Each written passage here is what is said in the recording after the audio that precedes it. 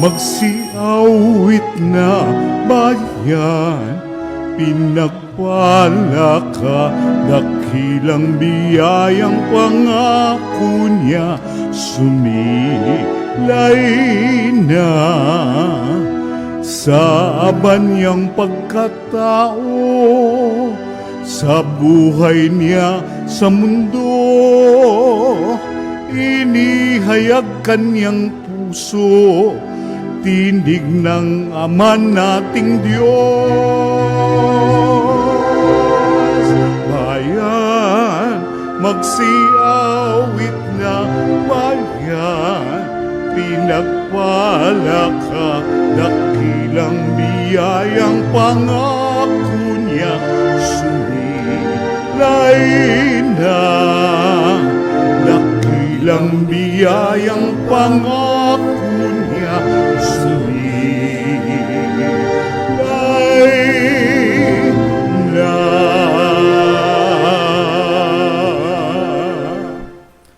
Sa ngalan ng Ama at ng Anak at ng Espiritu Santo. Amen. Ang pagpapala ng ating Panginoong Hesukristo, ang pag-ibig ng Diyos Ama, at ang makikipagkaisa ng Espiritu Santo naway sumainyong lahat. At sumaiyo rin. Ngayon po ay pinagdiriwang natin ang kapistahan ng Panginoong Hesukristo, walang hanggan at dakilang pari. Mga kapatid, tinipon tayo bilang mga kaanib na angkan ng Diyos, kaya dumulog tayo sa maawaing Panginoong nagpapatawad ng lubos. Sinugong tagapagpagaling sa mga nagsisisi, Panginoon, kaawaan mo kami. Panginoon, kaawaan mo kami. Dumating na tagapag-anyayang mga makasalanay magsisi, Kristo, kaawaan mo kami. Kristo, kaawaan mo kami. Nakaluklok ka sa kanan ng Diyos Ama para ipamagitan kami. Panginoon, kaawaan mo kami. Panginoon, kaawaan mo kami. Kaawaan tayo ng makapangyarihang Diyos, patawarin tayo sa ating mga kasalanan at patnubayan tayo sa buhay na walang hanggan. Amen.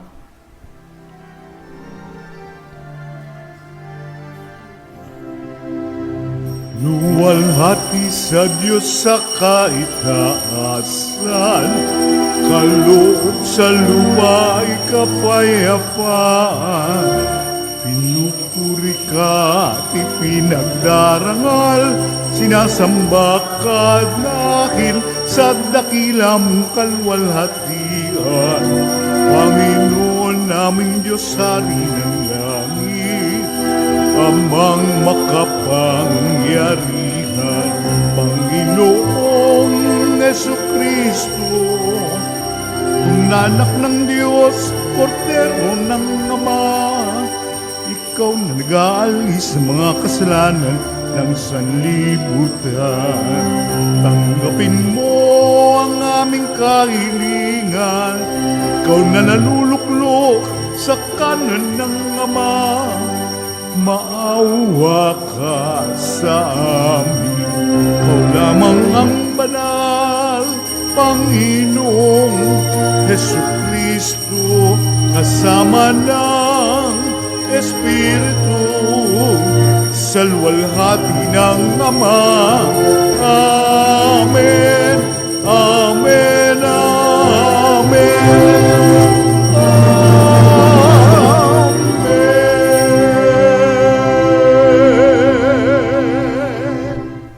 Manalangin tayo. Ama naming makapangyarihan, hiniram mo ang iyong bugtong na anak na maging kataas-taasan at walang hanggang pari para sa iyong kaluwalhatian at para sa aming kaligtasan. Marapatin mo na sa pagkakaloob ng Espiritu Santo ang iyong mga hinirang na mga lingkod at katiwala ng iyong mga misteryo ay makatupad ng may katapatang lubos sa atas ng paglilingkod na kanilang tinanggap sa pamamagitan ni Hesukristo kasama ng Espiritu Santo magpasawalang hanggan. Amen. Umupo ang lahat. Pagbasa mula sa aklat ng Henesis. Noong mga araw na iyon, Pagsapit nila sa dakong itinuro ng Diyos, gumawa ng dambana si Abraham. Inayos niya sa ibabaw nito ang panggatong at inihiga si Isaac.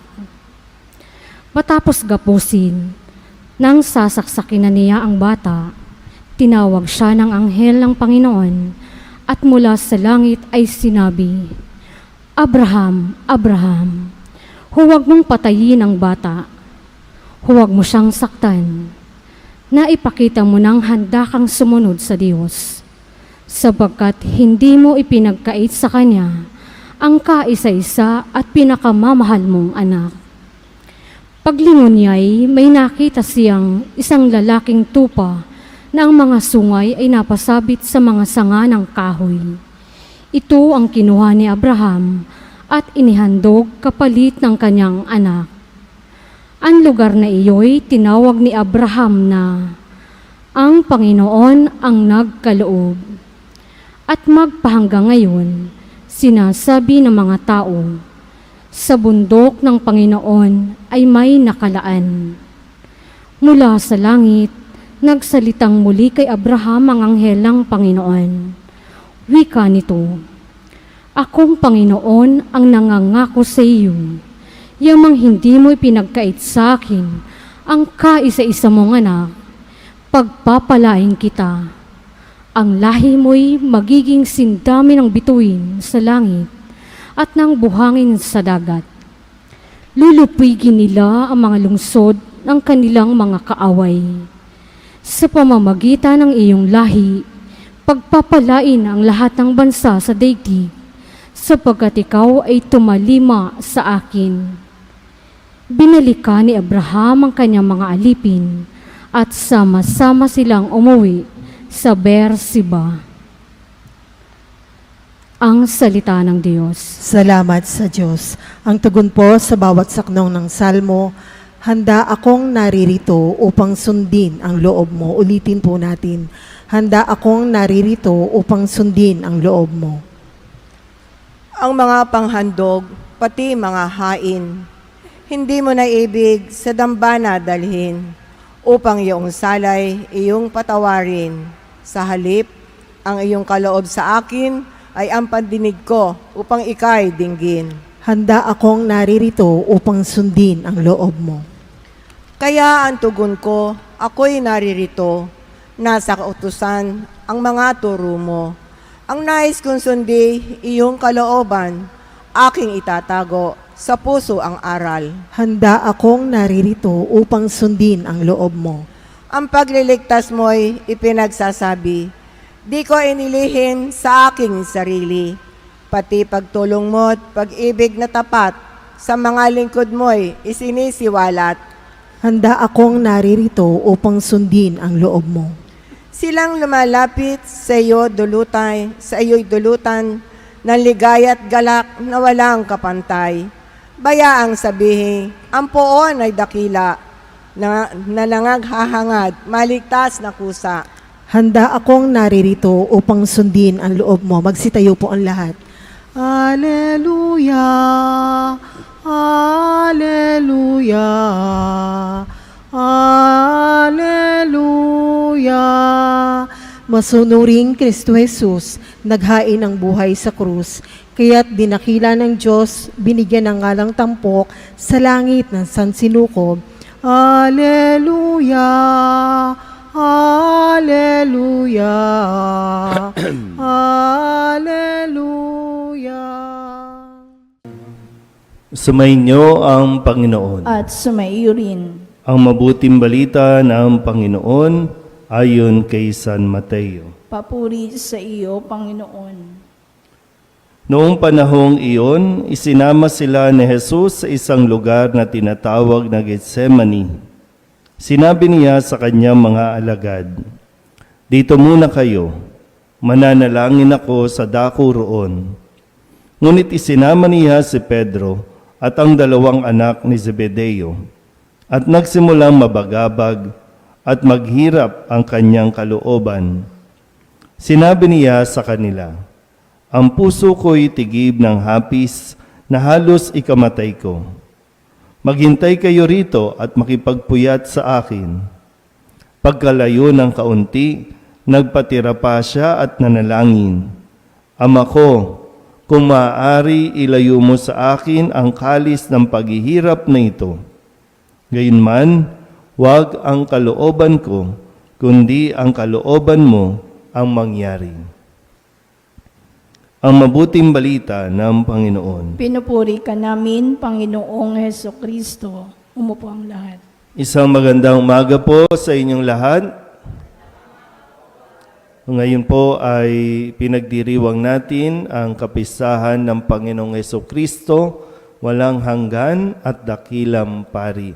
Ito po ay tinalaga ng simbahan na ipagdiwang tuwing Huwebes pagkatapos ng linggo ng Pentecostes.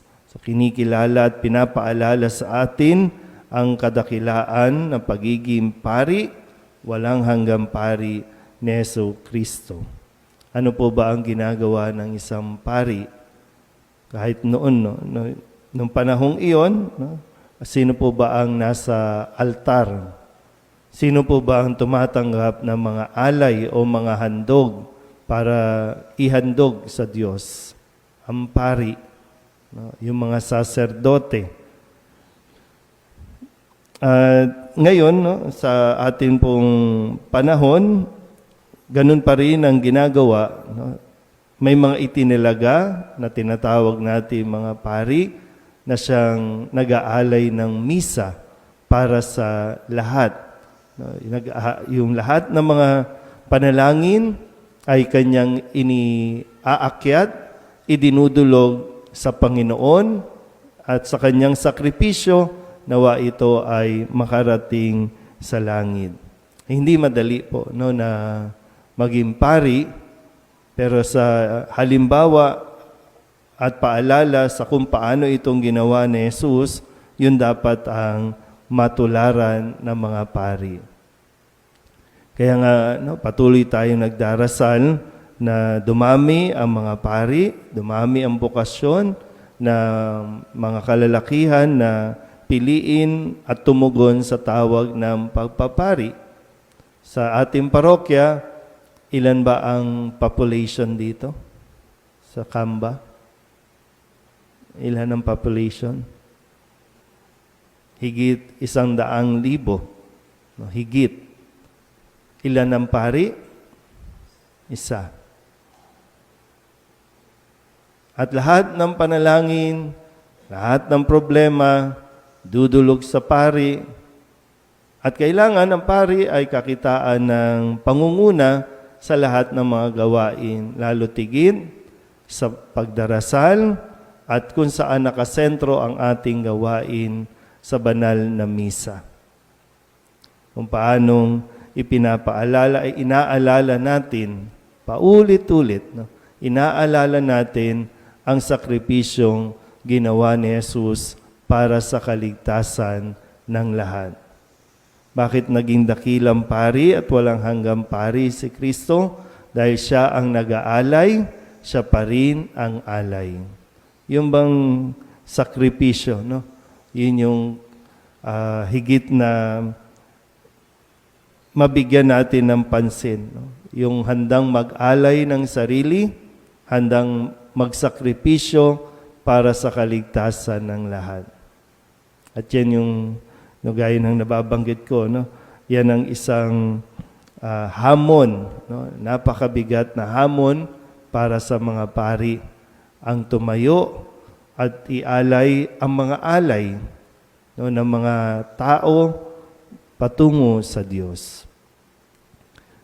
Marami pagkakataon na hindi karapat-dapat ang pari. O pwede nga minsan nakakaramdam din ng ang mga pari na wag na lang tayo magmisa ngayon kasi hindi kami karapat-dapat. Pero kailangan tumayo, kailangan para sa mga panalangin at mga idinudulog ng mga tao. At lalo tigit para maibigay ang Panginoon sa mga taong higit na nangangailangan nito sa bawat araw.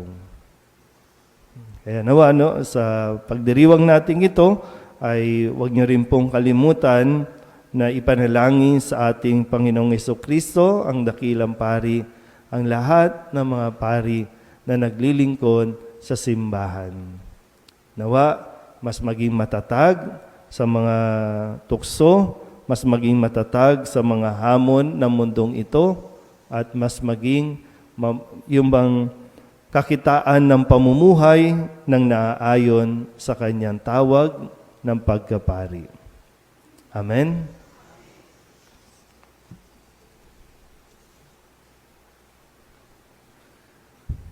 Hilingin natin sa ating Diyos Ama na buksan ang ating mga mata upang makasunod tayo sa Kanya ng buong puso. Ang ating pong itutugon, Panginoon, dinggin mo ang aming panalangin. Panginoon, dinggin mo ang aming panalangin.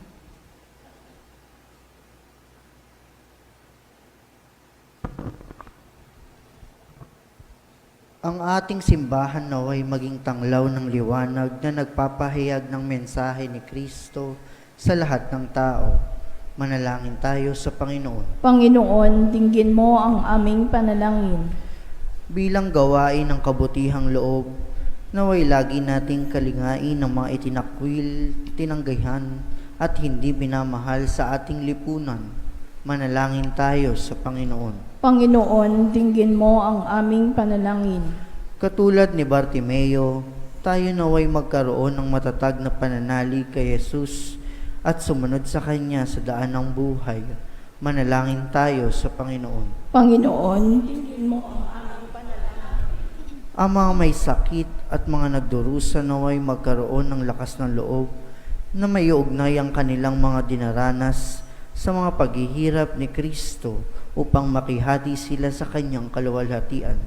Manalangin tayo sa Panginoon. Panginoon, dinggin mo ang aming panalangin.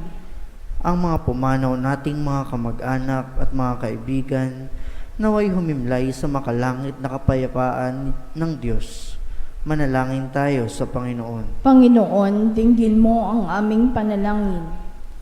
Idulog din natin sa Panginoon ang ating mga personal na kahilingan at mga panalangin para sa ating mga pamilya, kasama ang mga kahilingan ng mga nanonood sa online. Lahat ng mga misang pasasalamat, espesyal na intensyon at mga kaluluwa na inihiling na ipagdasal sa misang ito.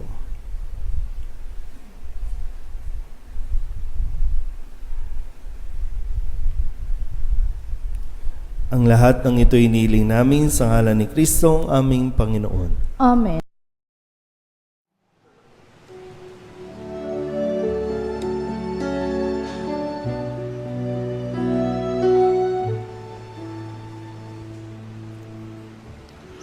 Panginoon, aming alay, itong alak at tinapay sa altar mo ilalagay,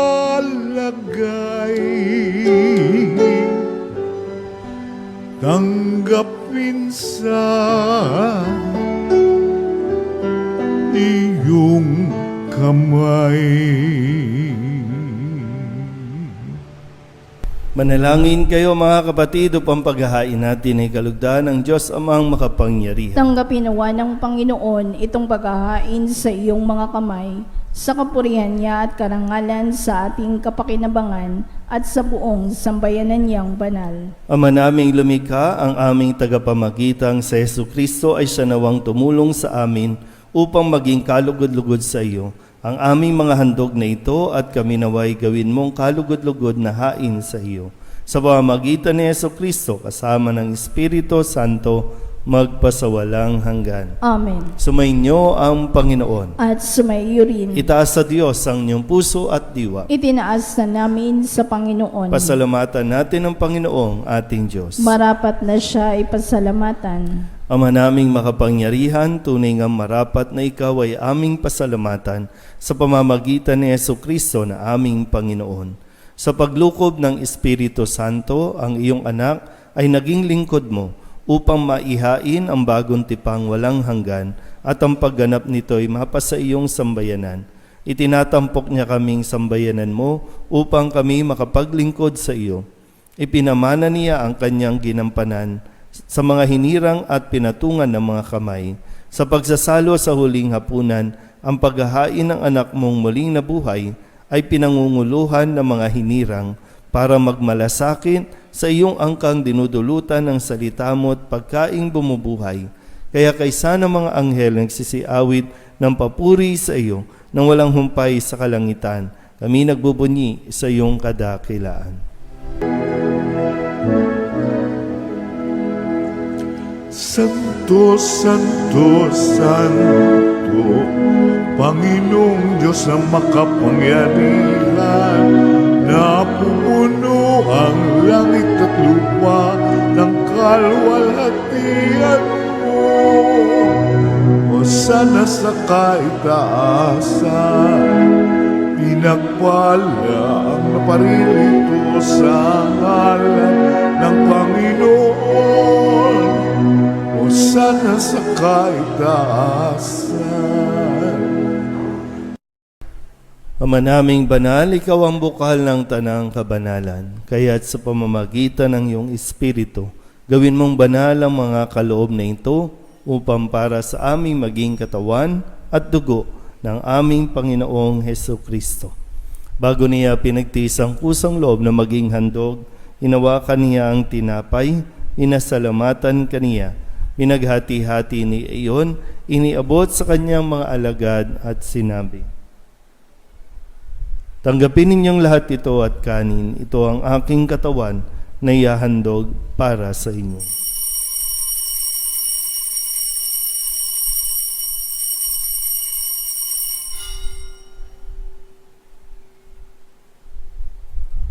Gayun din naman nung matapos ang hapunan, hinawakan niya ang kalis, muli kaniyang pinasalamatan. Iniabot niya ang kalis sa kanyang mga alagad at sinabi, "Tanggapin ninyong lahat ito at inumin. Ito ang kalis ng aking dugo ng bago at walang hanggan tipan. Ang aking dugo na ibubuhos para sa inyo at para sa lahat sa ikapagpapatawad ng mga kasalanan. Gawin ninyo ito sa pag-alaala sa akin."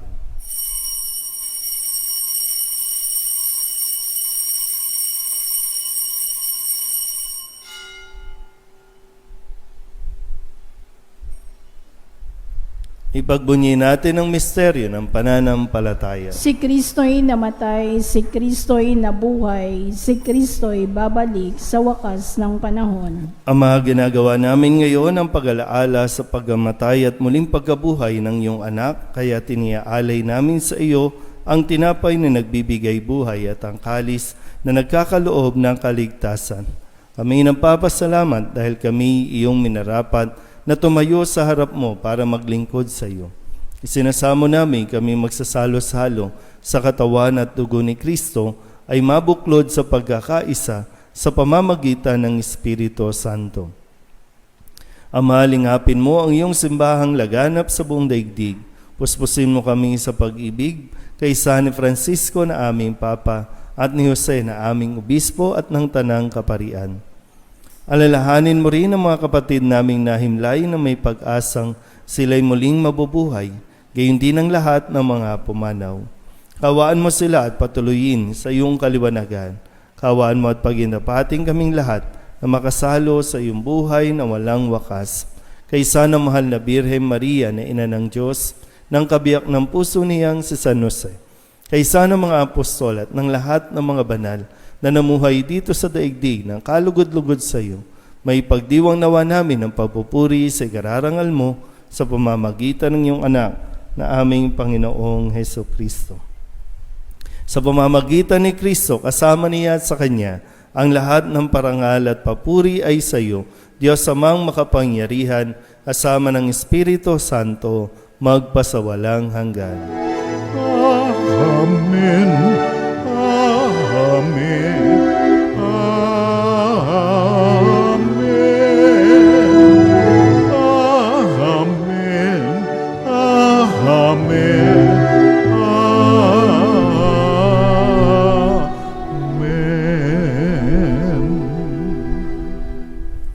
Sa tagubili ng manakagagaling na utos at turo ni Jesus sa Panginoon natin at Diyos, ipahayag natin ang lakas loob. Ama namin, sumasalangit ka, sambahin ang ngalan mo, mapasa amin ang kaharian mo, sundin ang loob mo, dito sa lupa para lang sa langit. Bigyan mo kami ngayon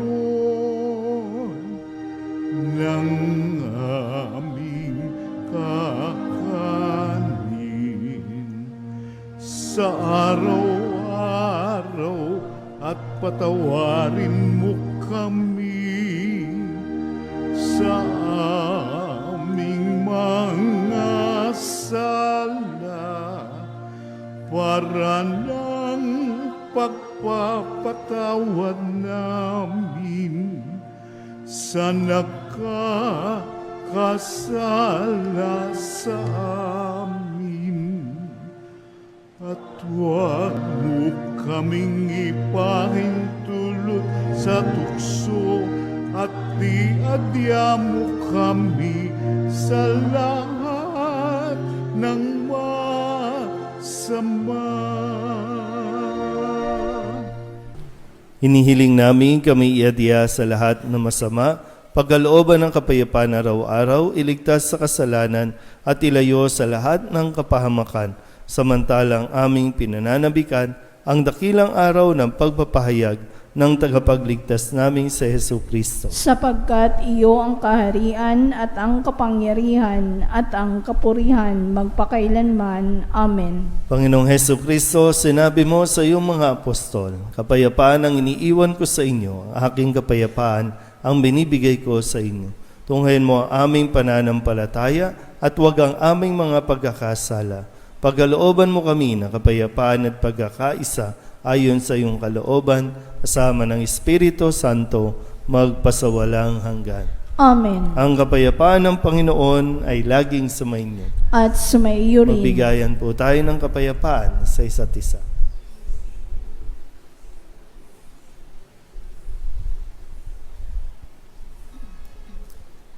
Kordero ng Diyos na nag-aalis ng mga kasalanan ng sanlibutan, maawa ka sa amin.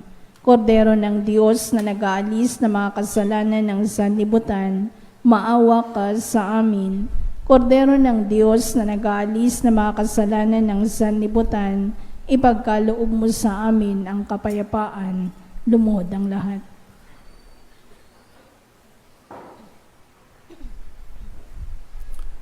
Ito ang kordero ng Diyos. Ito ang nag-aalis ng kasalanan ng sanlibutan.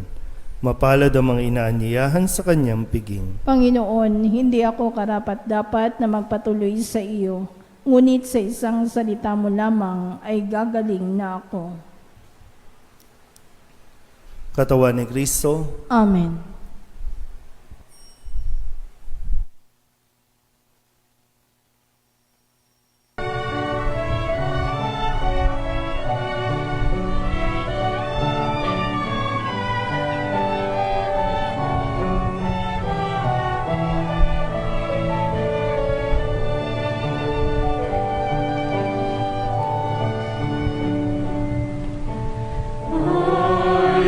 Listen to the Lord, will listen to the voice of His people, serve them with all my heart.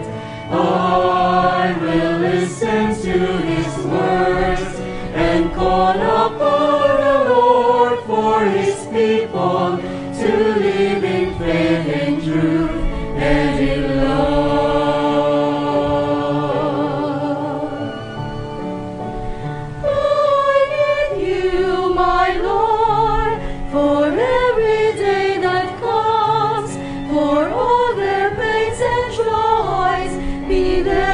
Understand, they may say reach into your hands. May you comfort their sorrows and heal their wounded hearts. I will listen to the Lord, will listen to the voice of his people, serve them with all my heart. I will listen to his words and call upon the Lord for his people to live in faith and truth and in love.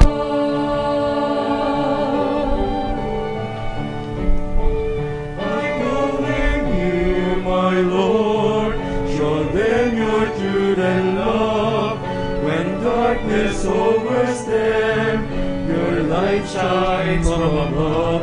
I will be there, my Lord, to lead at your command. Together at one table, give them the bread of love. I will listen to the Lord, will listen to the voice of his people, serve them with all my heart. I will listen to his words and call upon the Lord for his people to live in faith and truth and in love. There are those who seek the lost and suffering, bind their wounds and bring them to your care. Oh Lord, I know that you're with them, embracing once again. Your love is all I bear.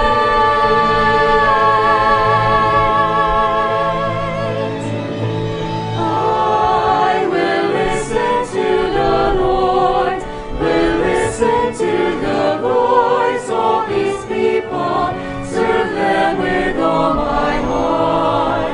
I will listen to his words and call upon the Lord for his people to live in faith and truth and in love.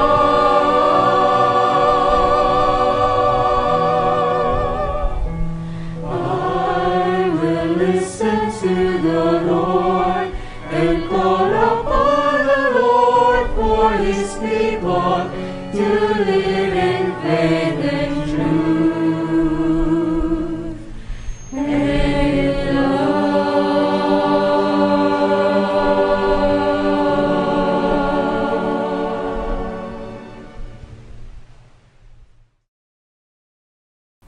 Manalangin tayo.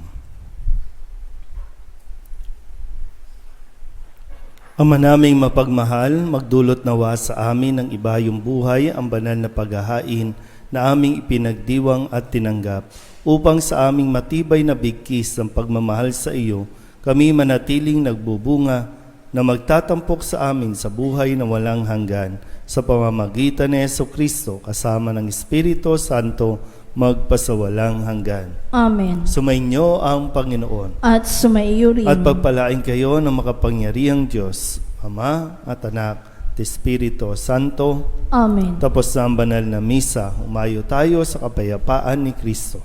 Salamat sa Diyos. Magandang umaga po.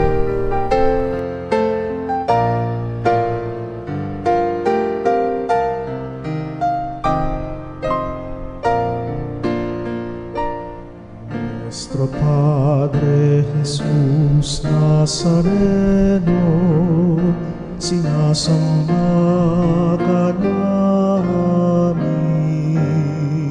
pinipintuho ka namin,